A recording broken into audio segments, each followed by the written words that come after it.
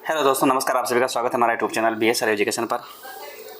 और आज अपन बात करने वाले हैं 51 क्वेश्चन नंबर 51 से, क्योंकि इसके पहले के क्वेश्चन अपन ने बात की थी कल और 1 से 50 तक के क्वेश्चन अपन ने कर लिए थे। और आज अपन बात करने वाले हैं 51 से क्वेश्चन नंबर की शुरुआत। ठीक है, टॉपिक अपना चल रहा था, टॉपिक आपको पता है शिक्षण अधिगम आपका चल रहा है और 50 क्वेश्चन अपन ने कर लिए हैं। तो चलते हैं आज से क्वेश्चन नंबर 51 की ओर। क्वेश्चन नंबर 51 आज का आपका पहला क्वेश्चन आपके सामने होगा। क्वेश्चन है, सूक्ष्म शिक्षण विधि के विकास में निम्नलिखित में से कौन शामिल नहीं था। जो सूक्ष्म शिक्षण विधि है उसके विकास में निम्नलिखित में कौन शामिल नहीं था। तो यहाँ पर आपका सही आंसर क्या होगा। तो आप सभी अपना सही आंसर देंगे कि यहाँ पर आपका सही आंसर क्या होगा। डी एलन, एचिसन, डेक्राली और रॉबर्ट ब्रूस। तो यहाँ पर आपका सही आंसर होगा डेक्राली। कौन सा होगा? डेक्राली आपका सही आंसर होगा कि सूक्ष्म शिक्षण विधि के विकास में यहाँ पर यह शामिल नहीं था और ये सारे क्या है, शामिल है। चलते हैं अगला क्वेश्चन। और अगला क्वेश्चन आपके सामने है क्वेश्चन नंबर 52। आप कक्षा में अधिक छात्रों का भाग लेना सुनिश्चित करना चाहते हैं, निम्नलिखित में से कौन से शिक्षण तरीके से आप अपनाएंगे। प्रदर्शन, चर्चा, भूमिका, खेल और प्रवचन। तो यहाँ पर आपका सही आंसर क्या होगा। तो क्वेश्चन नंबर 52 का आपका सही आंसर होगा चर्चा। क्या होगा? चर्चा आपका सही आंसर होगा, क्योंकि आप कक्षा में अधिक छात्रों को भाग लेने सुनिश्चित करना चाहते हैं, मतलब अधिक संख्या में आप बच्चों को भागीदारी बनाना चाहते हैं। तो क्या करेंगे, आप बच्चों से क्या करेंगे, चर्चा करेंगे। तो आपका सही आंसर होगा यहाँ पर चर्चा, बिल्कुल सही आंसर होगा। अगला क्वेश्चन है आपका, क्वेश्चन है, आप प्राथमिक विद्यालय में अकेले अध्यापक हैं, आप कक्षाओं को पढ़ाने में के लिए निम्नलिखित में से कौन सी विधि का प्रयोग करेंगे। अभिक्रमित अनुदेशन विधि, प्रदर्शन विधि, निगमन विधि और आगमन विधि। तो यहाँ पर आपका सही आंसर होगा अभिक्रमित अनुदेशन विधि का उपयोग करेंगे। यदि आप अपने विद्यालय में, जो प्राथमिक विद्यालय है उसमें अकेले अध्यापक है, तो आप अभिक्रमित अनुदेशन विधि का उपयोग करेंगे। अगला क्वेश्चन है आपके सामने, कक्षा शिक्षण की उत्तम प्रणाली वह है जिसमें प्रश्नोत्तर की आवश्यकता न पड़े। अध्यापक छात्रों से प्रश्न पूछे, छात्र अध्यापक से शंका का समाधान करे, अध्यापक और छात्र दोनों प्रश्न पूछे। तो यहाँ पर आपका सही आंसर क्या होगा 54 में, कि अध्यापक और छात्र दोनों क्या करें, प्रश्न पूछे। तो आपका डी ऑप्शन क्या होगा, यहाँ पर बिल्कुल सही आंसर होगा। अगला क्वेश्चन है आपके सामने, वह विधि जो देखकर सीखने के सिद्धांत पर आधारित है। वह विधि जो देखकर सीखने के सिद्धांत पर आधारित है। तो निरीक्षण विधि, सकेंद्रीय विधि, क्रियात्मक विधि और तुलनात्मक विधि। तो यहाँ पर आपका सही आंसर क्या होगा। तो 55 का आपका सही आंसर होगा निरीक्षण विधि। क्या होगा? निरीक्षण विधि आपका सही आंसर होगा। चलते हैं अगले क्वेश्चन पर। अगला क्वेश्चन है आपका, सबसे अच्छी शिक्षण विधि वह होती है जिसमें बहुत सहायक सामग्री हो, बहुत क्रियाएं हो, बहुत पर्सन हो, विद्यार्थी पर आधारित क्रिया अधिक हो। तो 56 का सही आंसर क्या होगा कि विद्यार्थी पर आधारित क्रिया क्या हो, अधिक हो, तो वह अच्छी शिक्षण विधि कहलाती है। क्वेश्चन नंबर है 57। क्वेश्चन 57 है, अध्यापक को विषय वस्तु के साथ ही विस्तृत ज्ञान होना आवश्यक है। शिक्षण उद्देश्यों का ज्ञान, शिक्षण उद्देश्यों का, शिक्षण विधियों का, तकनीकी विधियों का और उपयुक्त में से कोई नहीं। तो यहाँ पर आपका सही आंसर क्या होगा, शिक्षण विधियों का। किसका? शिक्षण विधियों का होना विस्तृत आवश्यक है। अगला क्वेश्चन है 58 है, एक शिक्षक शिक्षार्थी के मानसिक विकास का ज्ञान प्राप्त करके जिसकी योजना नहीं बना सकता वह है। पाठ्यक्रम, शिक्षण विधि, विषय वस्तु का चयन, शारीरिक विकास। तो यहाँ पर आपका सही आंसर होगा शिक्षण विधि। क्या होगा? शिक्षण विधि यहाँ पर आपका सही आंसर होगा। अगला है 59, निम्नलिखित में से कौन सी गलतियों को सुधारते हैं विधि में विद्यार्थी स्वयं अपनी जैकोटॉट विधि, पेस्टोलॉजी विधि, सूक्ष्म शिक्षण विधि और उपयुक्त सभी। तो यहाँ पर आपका सही आंसर क्या होगा। तो यहाँ पर आपका सही आंसर होगा जैकोटॉट विधि आपका सही आंसर होगा। अगला है, निम्नलिखित में से कौन सी शिक्षण व्यू रचना संज्ञानात्मक, भावात्मक और मनोज्ञात्मक पक्षों के तहत अधिगम उद्देश्यों का पूरा करती है। व्याख्यान, समूह चर्चा, भूमिका निर्वहन, अभिक्रमित अनुदेशन। तो यहाँ पर आपका सही आंसर क्या होगा। तो यहाँ पर आपका सही आंसर होगा भूमिका निर्वहन। क्या होगा? भूमिका निर्वहन आपका यहाँ पर सही आंसर होगा।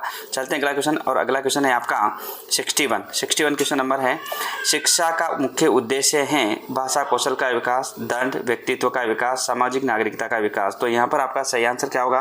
तो यहाँ पर आपका सही आंसर होगा व्यक्तित्व का विकास। क्या होगा? व्यक्तित्व का विकास आपका सही आंसर होगा। सी ऑप्शन क्या होगा आपका यहाँ पर सही आंसर होगा। अगला क्वेश्चन है आपका यहाँ पर, अगला क्वेश्चन कहता है, शिक्षण प्रक्रिया के लिए निम्नलिखित में से कौन सा कथन सर्वाधिक उपयुक्त है। तो यहाँ पर एक पारिस्थितिकी जन्य प्रक्रिया, एक कार्याभिमुखी प्रक्रिया, छात्रों व अध्यापक के मध्य में कक्षा में सामान्य बातचीत और एक अंतर क्रियात्मक प्रक्रिया। तो यहाँ पर आपका सही आंसर क्या होगा कि तो यहाँ पर आपका सही आंसर होगा एक अंतःक्रियात्मक प्रक्रिया। क्या होगा? एक अंतःक्रियात्मक प्रक्रिया आपका यहाँ पर सही आंसर होगा। तो चलते हैं क्वेश्चन नंबर 61 की ओर। और 61 क्वेश्चन है, शिक्षा का मुख्य उद्देश्य हैं भाषा कौशल का विकास, दंड व्यक्तित्व का विकास और सामाजिक नागरिकता का विकास। तो यहाँ पर आपका सही आंसर होगा कि व्यक्तित्व का विकास आपके लिए बहुत ज़रूरी है। तो आपका यहाँ सही आंसर होगा सी, व्यक्तित्व का विकास आपका बिल्कुल सही आंसर होगा। चलते हैं अगले क्वेश्चन पर। और अगला क्वेश्चन आपके सामने फिर आता है 62। शिक्षण प्रक्रिया के लिए निम्नलिखित में से कौन सा कथन सर्वाधिक उपयुक्त है? शिक्षण प्रक्रिया के लिए निम्नलिखित में से कौन सा जो कथन है वो सर्वाधिक उपयुक्त है, सर्वाधिक। तो यहाँ पर आपका सही आंसर क्या होगा? तो यहाँ पर आपका सही आंसर होगा कि एक परिस्थितिजन्य प्रक्रिया, एक कार्याभिमुखी प्रक्रिया, छात्रों एवं अध्यापक के मध्य कक्षा में सामान्य बातचीत और एक अंतःक्रियात्मक प्रक्रिया। तो आंसर होगा आपका एक अंतःक्रियात्मक प्रक्रिया आपका यहाँ पर सही आंसर होगा। अगला क्वेश्चन है आपका यहाँ पर 63।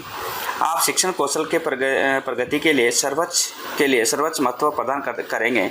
आप शिक्षण कौशल की प्रगति के लिए सर्वोच्च महत्व प्रदान करेंगे।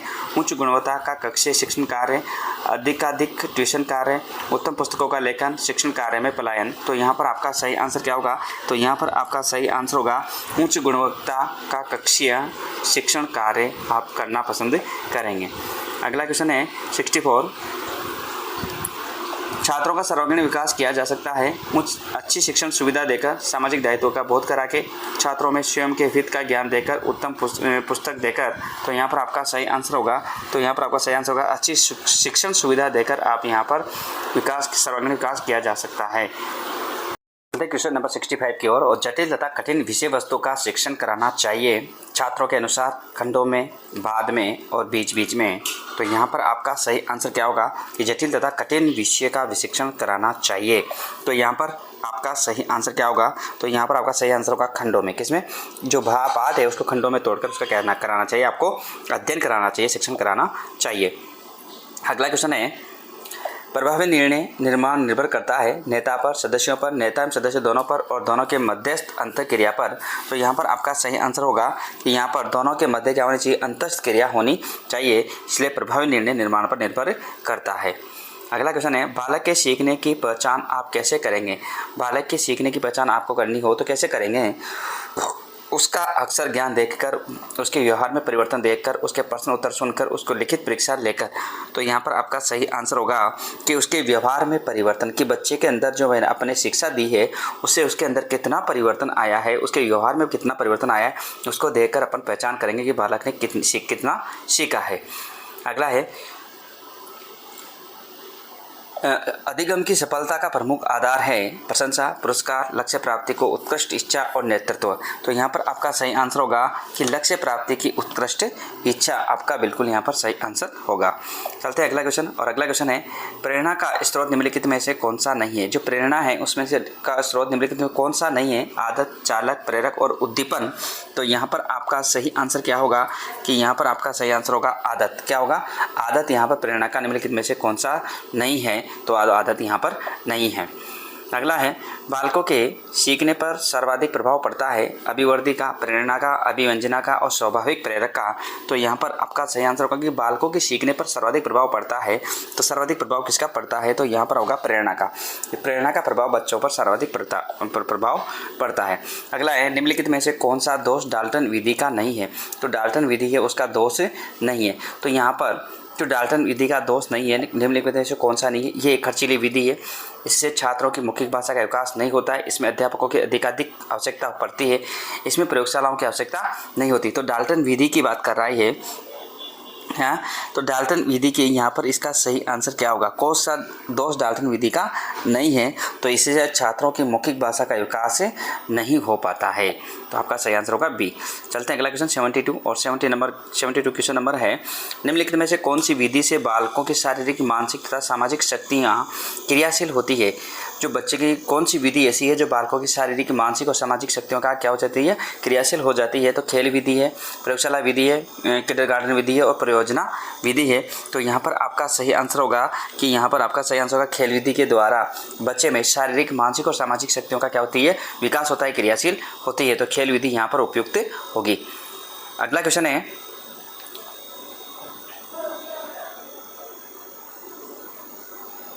निम्नलिखित में से कौन सी दृश्य श्रव्य सामग्री है। तो ऐसे क्वेश्चन पूछे जाते हैं आपका एग्जाम में कि निम्नलिखित में से कौन सी दृश्य मतलब देखने और सुनने वाली सामग्री है। रेडियो, ब्लैक बोर्ड, टेलीविजन और OHP। तो देखने और सुनने की दोनों के लिए है। तो कौन सी सामग्री है यहाँ पर। तो यहाँ पर आपका सही आंसर होगा टेलीविज़न। आपका क्या होगा सही आंसर है। इसको देख भी सकते हैं और सुन भी सकते हैं। जबकि रेडियो में आपको पता है क्या करते हैं, देख ही सुन ही सकते हैं अपन, ब्लैक बोर्ड में देख ही सकते हैं। ठीक है, अगला है 74। शिक्षा का अति महत्वपूर्ण उद्देश्य है आजीविका कमाना, बच्चों का सर्वांगीण विकास करना, पढ़ना और एवं लिखना और बौद्धिक विकास। तो यहाँ पर आपका सही आंसर होगा। तो यहाँ पर आपका सही आंसर होगा बच्चों का सर्वांगीण विकास करना। क्या होगा कि शिक्षा का महत्वपूर्ण उद्देश्य ये है कि बच्चों का क्या हो जाए, सर्वांगीण विकास करना ही बच्चों का शिक्षा का मेन उद्देश्य है। अगला है निम्नलिखित में से कौन सा कथन शिक्षण के बारे में सत्य नहीं। कौन सा कथन है जो शिक्षण के बारे में सत्य नहीं है। शिक्षण में सुधार किया जा सकता है। शिक्षण औपचारिक एवं अनौपचारिक है। शिक्षण विज्ञान के साथ कला भी है और शिक्षण अनुदेशन है। तो यहाँ पर आपका सही आंसर क्या होगा कि यहाँ पर उसने बोल रहा है कि कौन सा सत्य नहीं है। तो यहाँ पर आपको पता है शिक्षण में सुधार किया जा सकता है, बिल्कुल सत्य है। शिक्षण औपचारिक एवं अनौपचारिक है, ये भी सत्य है। शिक्षण विज्ञान के साथ कला भी है, लेकिन क्या नहीं है, शिक्षण अनुदेशन नहीं है। तो आपका डी ऑप्शन क्या होगा यहाँ पर बिल्कुल सही आंसर होगा। अगला है विद्यार्थियों की शिक्षण में अधिक से अधिक भागीदारी निम्नलिखित में विधि के द्वारा संभव है। व्याख्यान विधि, पाठ्यपुस्तक विधि, श्रव्य सामग्री, वार्तालाप विधि। तो यहाँ पर आपका सही आंसर होगा वार्तालाप विधि। क्या होगा, वार्तालाप विधि यहाँ पर आपका सही आंसर होगा। चलते हैं अगले क्वेश्चन पर। अगला क्वेश्चन है यदि कोई बच्चा विद्यालय में हमेशा देर से पहुँचता है तो आप क्या करेंगे। यदि कोई बच्चा विद्यालय में हमेशा देर से पहुँचता है तो आप क्या करेंगे, उसे डांटेंगे ताकि वह ये गलती दोबारा ना दोहराए। प्रधानाचार्य को बताएंगे, उसके माता पिता से संपर्क करेंगे, बच्चे से बातचीत करके कारण जानने का प्रयास करेंगे। तो यहाँ पर क्वेश्चन है कि कोई बच्चा लेट हो जाता है तो उसके साथ आप क्या करेंगे। तो यहाँ पर उसे डांटेंगे, नहीं डांटना है अपने को, प्रधानाचार्य को नहीं बताएंगे, माता पिता को नहीं करेंगे। सबसे पहले क्या करेंगे कि बच्चे से बातचीत करेंगे कि उसके लेट आने का कारण क्या है। तो यहाँ पर डी ऑप्शन क्या होगा आपका बिल्कुल सही आंसर होगा। अगला है बालक केंद्रित शिक्षा के अंतर्गत क्या सम्मिलित नहीं है। जो बालक केंद्रित शिक्षा के अंतर्गत क्या सम्मिलित नहीं है, गृह कार्य प्रदान करना, बालक को प्रश्न पूछने के लिए प्रेरित करना, बालक की सृजनात्मकता को बढ़ावा देना, बालक के अनुभव को प्राथमिकता प्रदान करना। तो यहाँ पर आपका सही आंसर होगा कि बालक को गृह कार्य क्या है प्रदान करना। आपका यहाँ पर सही आंसर होगा। कक्षा का वातावरण नहीं होना चाहिए। कक्षा का वातावरण है जो नहीं होना चाहिए, कैसा नहीं होना चाहिए। तो यहाँ पर शांत, शोरगुल से भरा, अनुशासन से पूर्ण और मित्रता पूर्वक। तो यहाँ पर कौन सा वातावरण यहाँ पर नहीं होना चाहिए। तो यहाँ पर आपका सही आंसर होगा कि शोरगुल से भरा हुआ कक्षा का वातावरण नहीं होना चाहिए।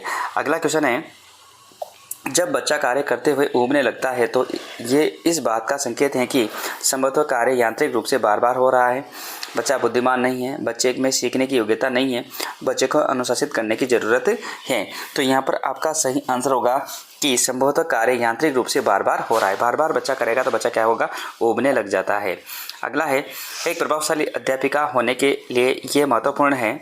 एक प्रभावशाली अध्यापिका होने के लिए क्या महत्वपूर्ण है। पुस्तक से उत्तरों को लिखने पर बल देना, समूह गतिविधि के बजाय व्यक्तिगत अधिगम पर ध्यान देना और विद्यार्थियों के द्वारा प्रश्न पूछने के कारण उत्पन्न व्यवधान को अनदेखी करना, प्रत्येक बच्चे के संपर्क में रहना।